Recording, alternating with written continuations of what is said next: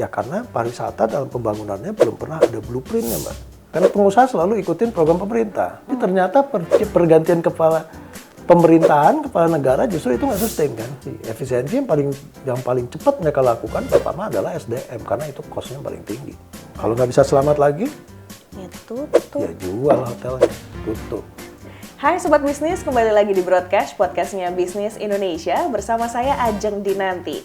Setelah berjuang bangkit pasca pandemi COVID-19, kini sektor industri perhotelan kembali dihantui oleh gelombang PHK massal. Nah, tekanan operasional ini mau nggak mau membuat para pelaku usaha membuat keputusan pahit, yaitu merumahkan para pekerjanya. Lalu sebenarnya apa sih yang menyebabkan krisis ini? Apakah benar kebijakan efisiensi pemerintah menjadi faktor utamanya? Kali ini akan berbincang dengan saya di episode kali ini bersama Sekretaris Jenderal Perhimpunan Hotel dan Restoran Indonesia, Bapak Maulana Yusran.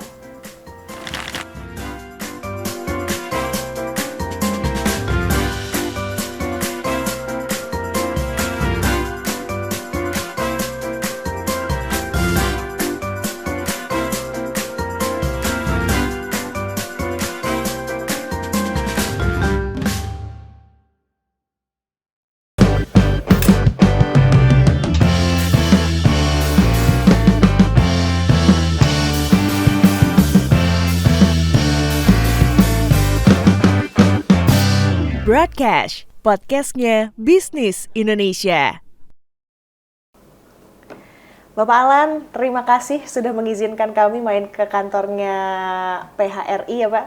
Sama-sama. Ini badai PHK beritanya di mana-mana industri perhotelan karena kita tahu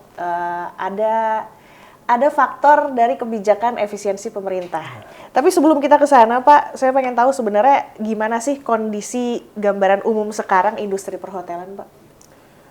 Ya, menarik pertanyaannya. Jadi begini, pertama kalau kita ditanya masalah kondisinya, sebenarnya jawabannya udah banyak mungkin di berbagai berita ya, di berbagai survei PHRI, bagaimana dengan banyak hasil surveinya terkait masalah krisisnya di hotel itu terkait masalah efisiensi dan potensi gelombang PHK-nya juga cukup besar dari situ.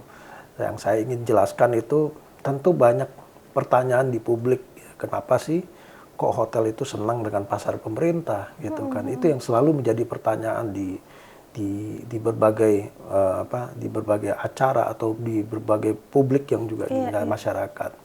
Jadi pertama begini, bahwa sebenarnya yang namanya pariwisata itu juga sama dengan sektor lain, bahwa dalam membangun pariwisata itu kan pasti ada orkestrator dan semuanya sama.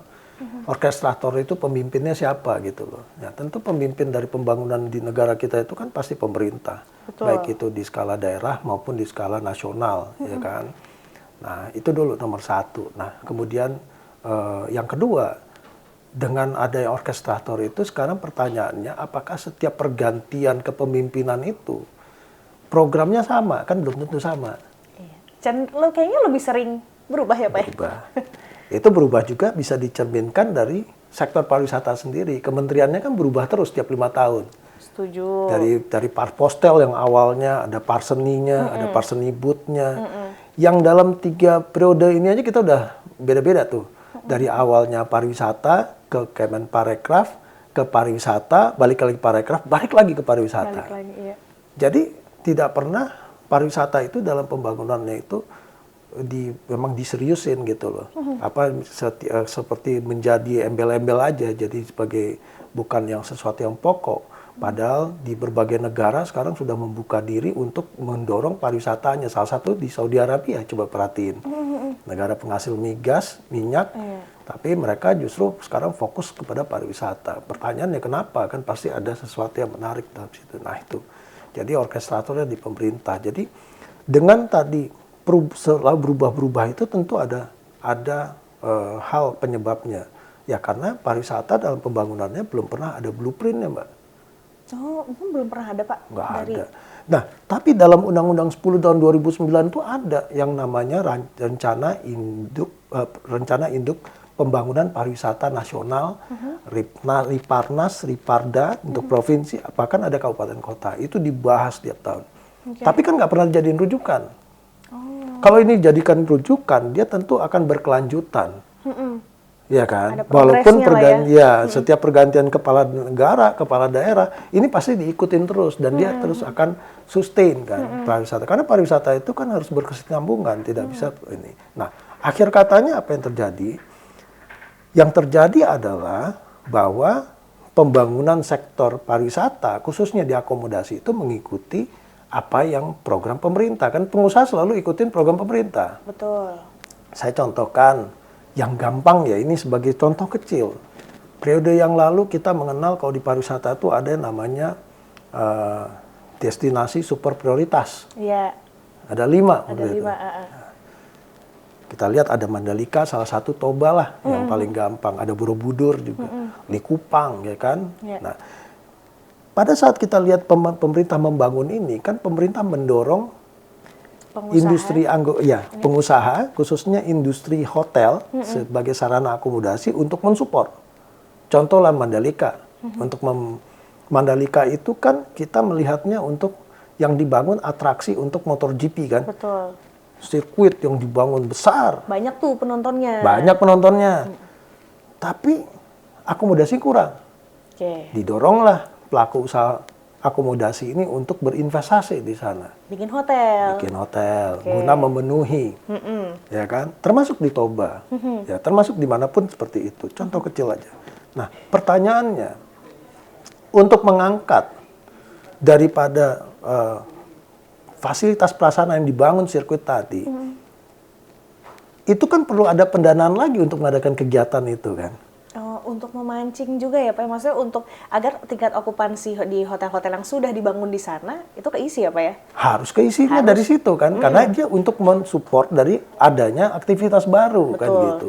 Dari destinasi tersebut yang kita mau anggap itu sebagai destinasi baru gitu loh. Nah, tentu ini menjadi dorongan pada pelaku usahanya untuk membangun dengan iming-iming bahwa eventnya selalu sustain di sana. Tapi ternyata pergantian kepala pemerintahan, kepala negara justru itu nggak sustain kan. Beda lagi fokusnya. Apa yang terjadi dengan pelaku usaha? Kan itu contoh kecil Mbak, termasuk di Toba. Dulu di Papua juga saya ingat ada PON itu Mbak. PON itu dibangun fasilitas olahraganya untuk menampung atlet-atletnya. Atlet-atlet dan supporter di situ didorong bangun akomodasi. Tapi setelah PON apa yang terjadi? Sepi. Karena nggak ada acara lagi gitu ya Pak ya? Inilah yang terjadi di berbagai daerah Mbak. Makanya setiap akomodasi itu tumbuh karena program pemerintah itu sendiri. Makanya dia menjadi rentan. Tapi kalau misalnya dia punya blueprint pembangunan pariwisata, kan jelas untuk membangun akomodasi ini segmentasinya mana? Apakah dia mau kasih segmentasi leisure atau segmentasi MICE, khususnya MICE yang government? Karena faktanya memang kegiatan-kegiatan besar MICE, meeting and conference itu, yang terbesar itu adalah dari support pemerintah.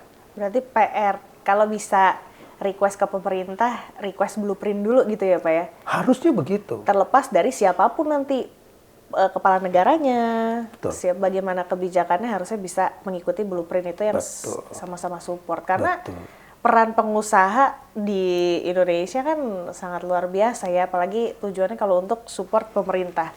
Nah tapi Pak, ini kalau misalnya kita ngomongin industri perhotelan, ini kan memang mempunyai fungsinya berbeda-beda sepertinya kalau menurut saya di setiap daerah. Misal di Jakarta, hotel di Jakarta kayaknya lebih dikhususkan kebanyakan untuk meeting, bisnis, pertemuan dan lain sebagainya. Kalau di daerah kan untuk liburan, leisure gitu ya Pak ya. Nah, apakah ini menjadi penyebab utama mengingat kondisi ekonomi kan juga sekarang kayaknya daya beli lemah, apalagi orang banyak nahan, nggak liburan dulu, itu ngefek nggak sih Pak? Gini, logikanya memang seperti itu Mbak, tapi fakta yang terjadi nggak seperti itu. Oh gitu? Nah, saya harus ceritanya begini, bahwa Indonesia ini terdiri dari lebih dari 500 kabupaten kota ya. Kalau kabupaten kota yang benar-benar bisa hidup dari sumber daya alamnya seperti misalnya migas, kebun, tambang, itu kan nggak banyak. Benar ya? Iya, sedikit. Sedikit. Mayoritasnya itu hidupnya dari pergerakan orang, Mbak. Iya, iya. Pergerakan orang lintas provinsi. Jadi istilahnya kalau pergerakan orang itu kan kita mengenalnya menjadi pergerakan wisatawan domestik kan gitu kan. Karena perjalanan wisatawan nusantaranya kan gitu. Dalam konteks mereka bergerak itu berbagai tujuan. Nah, berbagai tujuan, underline dulu berbagai tujuan. Sekarang saya tanya, 1 minggu itu kan ada 7 hari.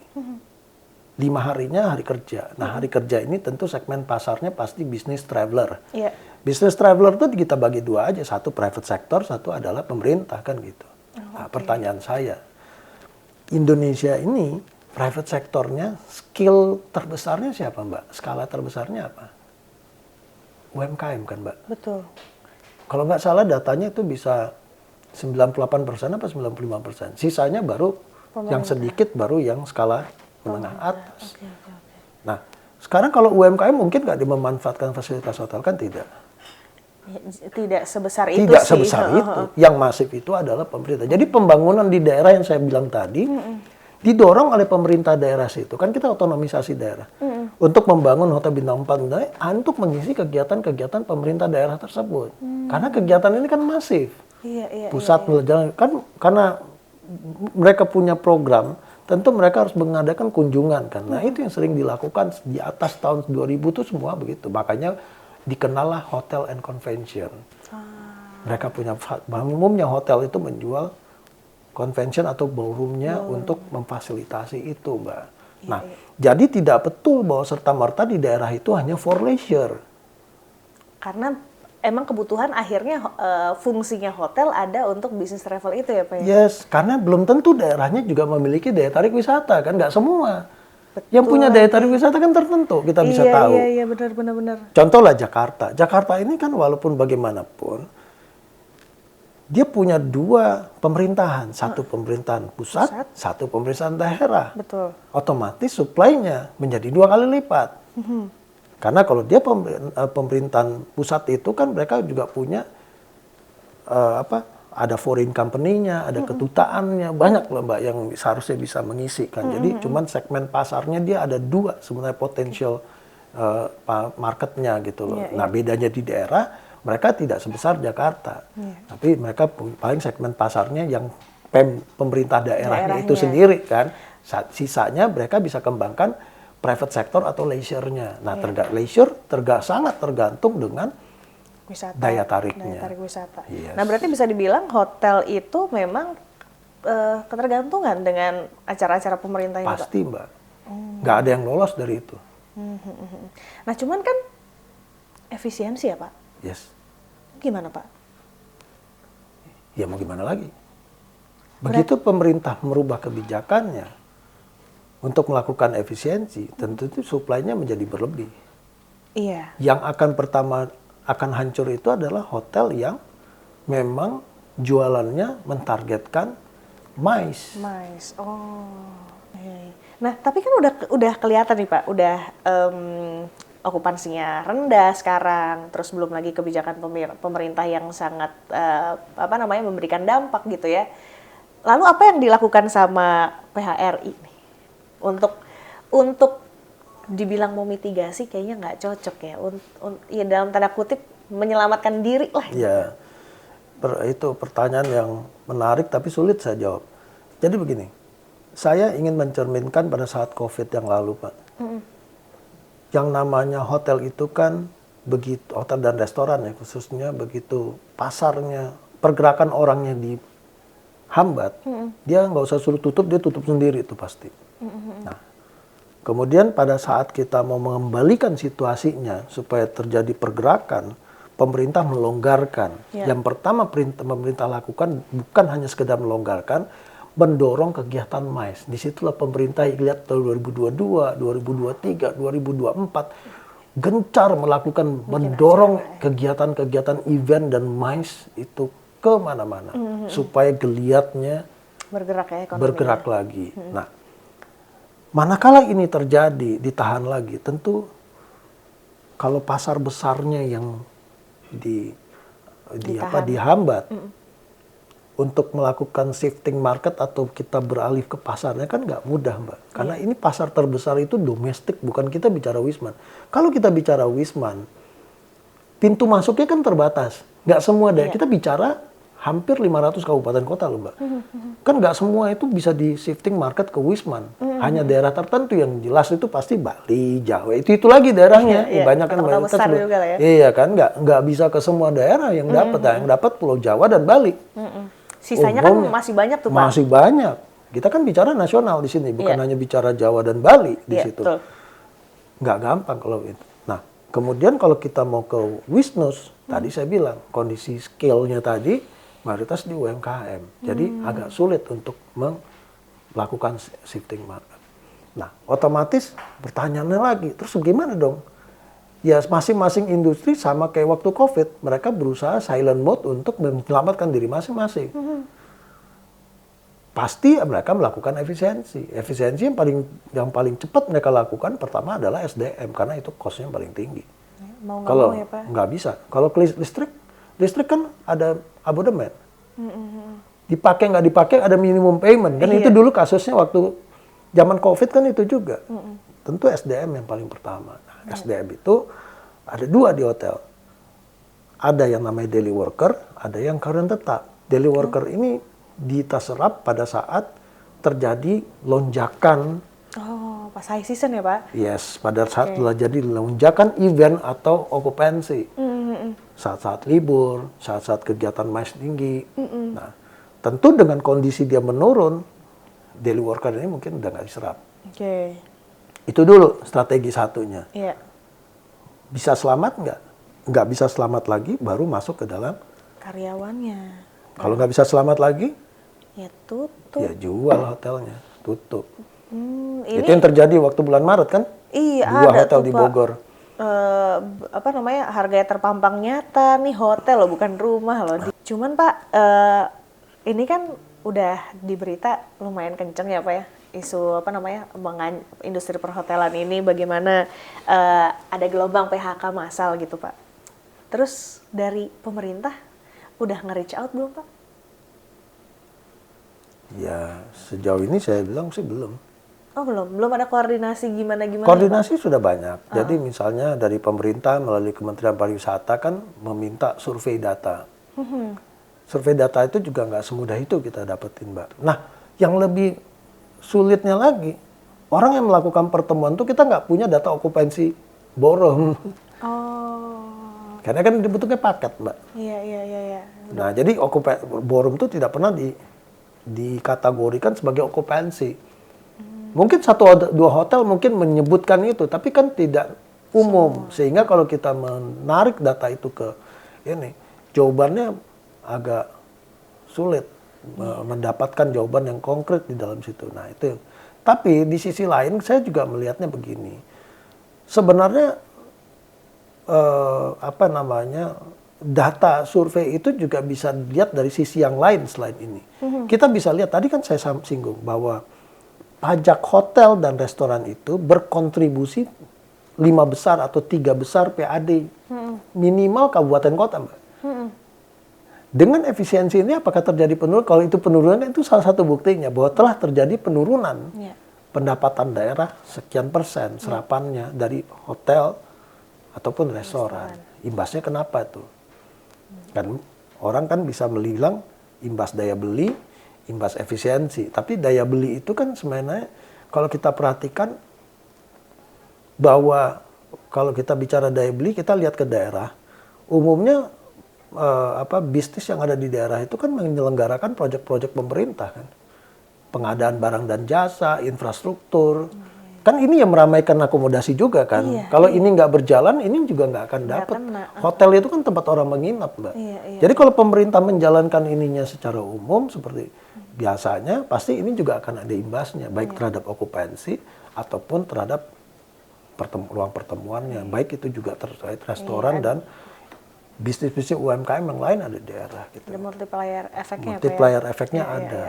Nah cuman Kalau misalnya dari Pak Alan sendiri nih, seandainya bisa request sama pemerintah, kasih kita insentif dong, tolong permudah kita dong, kita pengusaha nih, mau ngomong apa Pak? Nah, satu adalah pertama listrik, Pak.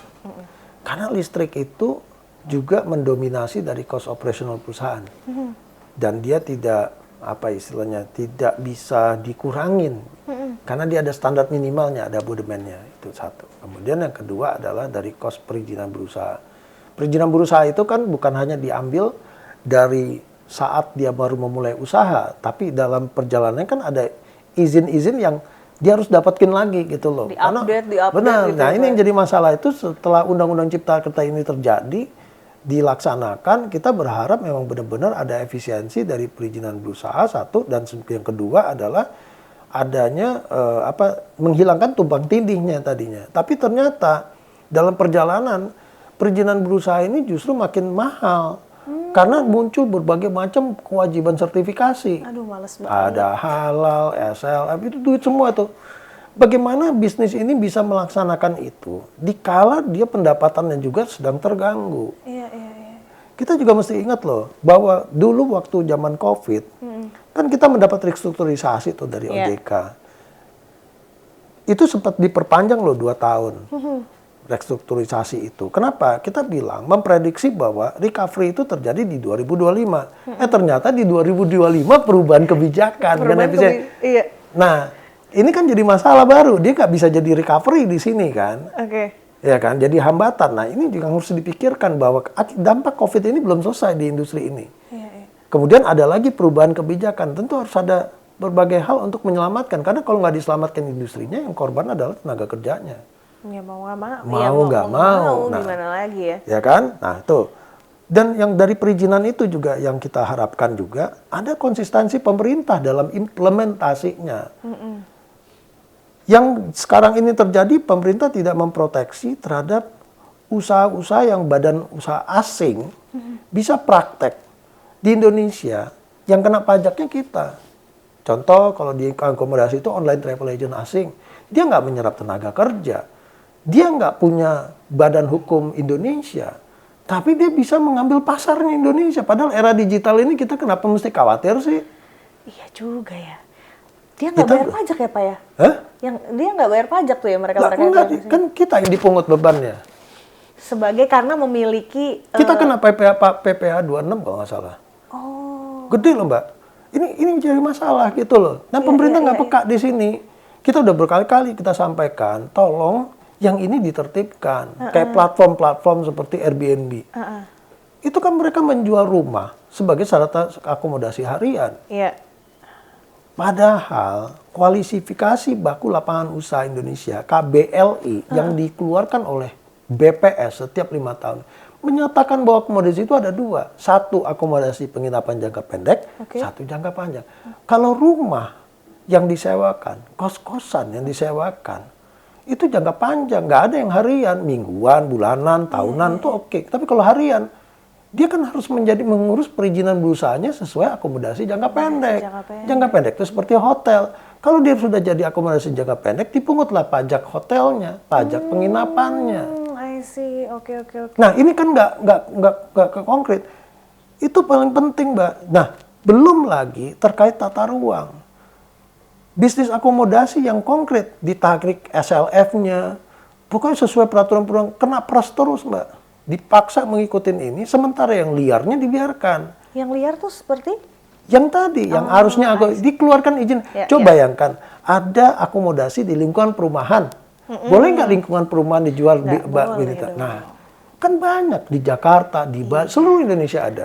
Gimana ngawasin? Coba buka aja platform Airbnb. Kelihatan semua di situ. Apartemen dijual harian. Lagi-lagi kurang pengawasan ya Pak ya. Bagaimana tanggung jawabnya terhadap terjadi nanti ada orang asing yang menginap. Kalau ada kriminalisasi yang menginap, yang kena kan pasti sarana akomodasi. Setuju. Ini nggak pernah konkret, Mbak. Ini terjadi. Itu di Bali kan banyak terjadi. Padahal ini kan seharusnya pengawasannya udah jelas. Jadi nggak ada perizinan yang perlu diperbaiki di situ. Udah ada, tinggal komitmen pemerintah. Ini yang kita minta sehingga persaingannya menjadi sehat, tidak suplainya menjadi besar. Pasarnya kecil, Mbak. Sehingga orang akan tentulah pasti harganya lebih murah di Airbnb. Orang dia nggak ngurus izin, dia nggak menyerap tenaga kerja, Nggak bayar pajak. nggak bayar pajak, pasti lebih murah. Orang pasti mau nginep di situ siapapun, Mbak. Kualitasnya juga bagus. Berarti menurut Pak Alan 5 tahun tuh waktu yang sebentar ya untuk menerapkan sebuah kebijakan gitu kan? Tapi kalau ada komitmen kan gampang. Nah, Mas, itu dia. Itu yang susah. Makanya saya bilang dari sisi perizinan itu menjadi penting, Mbak. Iya. Itu yang setelah listrik tadi, ya setelah daya beli listrik, perizinan itu yang kita minta. Iya. Kemudian yang berikutnya, pemerintah ingin mendorong berwisata di Indonesia saja. Tapi apa yang terjadi? Harga tiket domestik kan lebih mahal dibandingkan harga tiket ke luar negeri. Harusnya pemerintah melihat transportasi udara ini menjadi kayak bangun jembatan, bukan lagi seperti sekarang ini. Kalau seperti sekarang ini, orang akan lebih senang pergi ke Jepang, ke Bangkok, ke Vietnam. Coba bayangin ya, periode yang lalu mungkin kalau kita bicara pariwisata, pasti masih ingat bagaimana pemerintah bangga dengan tourism index pariwisata kita meningkat dari 32 ke 22. Naik tuh kita ya? Naik. Tapi pertanyaannya, apakah industrinya happy? Enggak, Mbak. Itu kan yang happy pemerintah. Pada saat kita naik ke ranking 22, Wisman kita, Thailand 38 juta. Dia rankingnya ke 30 40, Mbak. Rankingnya besar, tapi Wismannya jumlahnya besar. lebih besar. Malaysia sama seperti itu. Iya. Singapura. Singapura oke lah menang dari kita. Vietnam ranking 50-an di atas kita, Mbak. Iya. Nah, Vietnam loh padahal. kita mau pikirin apa? Sekarang kita yang mana yang kita bukan saya yang mengatakan tidak perlu tourism index, tapi prioritaskan. Kalau kita berpikir kunjungan Wisman makin besar, pasti yang akan ada dampaknya itu adalah pertama devisa, yang kedua lapangan pekerjaan pasti, Setuju. yang ketiga pertumbuhan ekonomi. Tiga inilah tujuan pembangunan pariwisata. Kalau pembangunan pariwisata hanya mengejar tourism index, tiga ini nggak dapat, Mbak. Itu kan kegiatan konsultan, belum tentu diapresiasi sama traveler juga, Mbak. Cuma sekedar angka yang Sekedar angka yang berbicara untuk naikin awareness. Tapi apakah awareness itu menjadi sesuatu yang penting bagi traveler? Kalau kita melihat dari angka kunjungan Wisman, nggak jadi penting juga kan? Iya, karena nggak segede itu. Nggak akhirnya. segede itu, Mbak. Faktanya Iya. kita masih nomor 5 urutannya, kalah pula di bawah Vietnam. Yang kita bilang silent killer. Apapun mau dikatakan dia lintas border segala macam, tetap aja kita kalah gitu. Iya.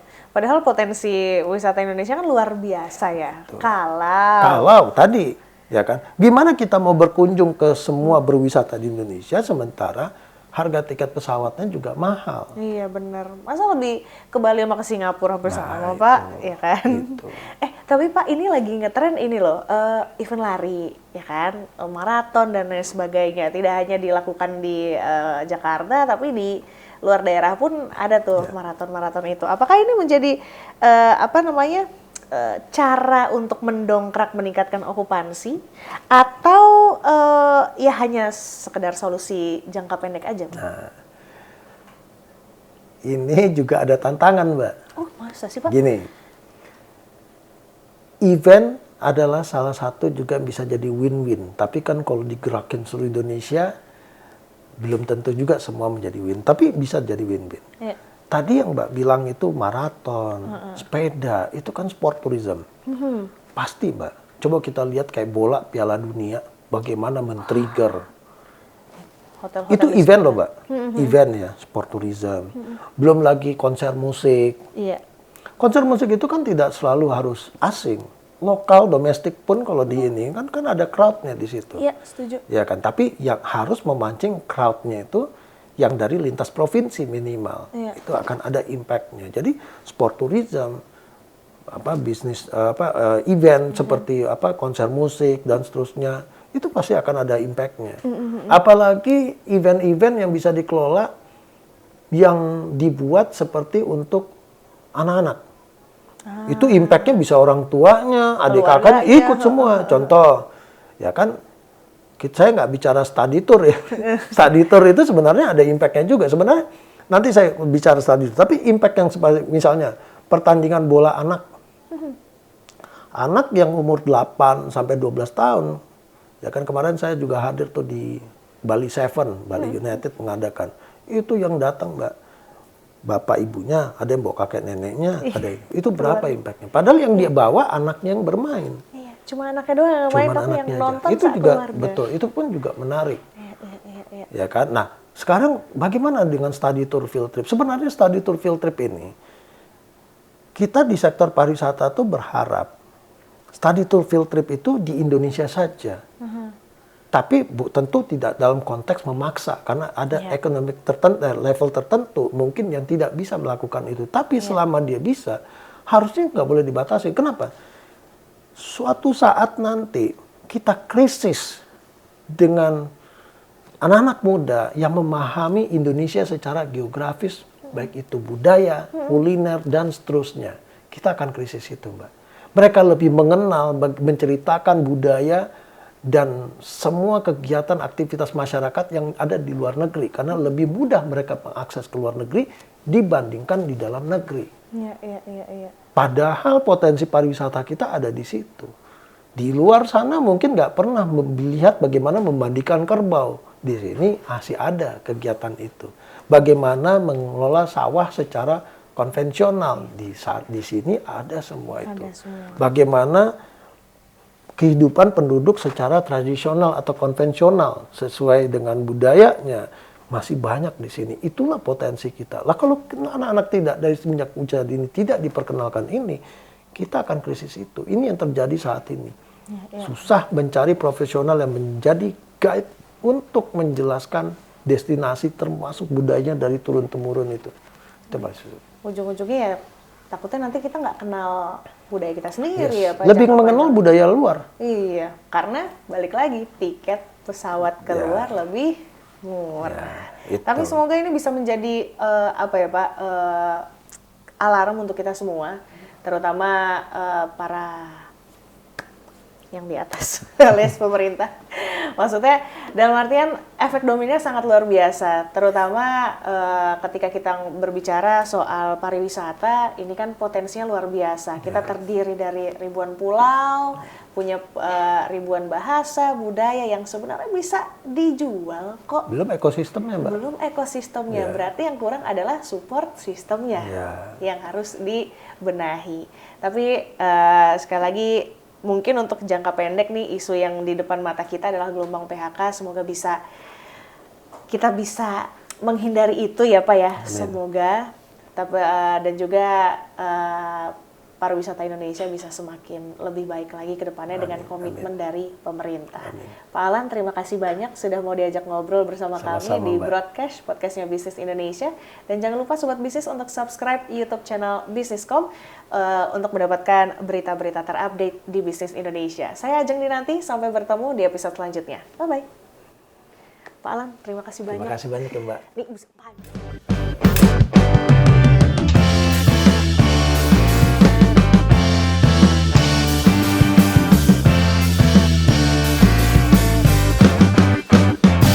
Broadcast, podcastnya Bisnis Indonesia.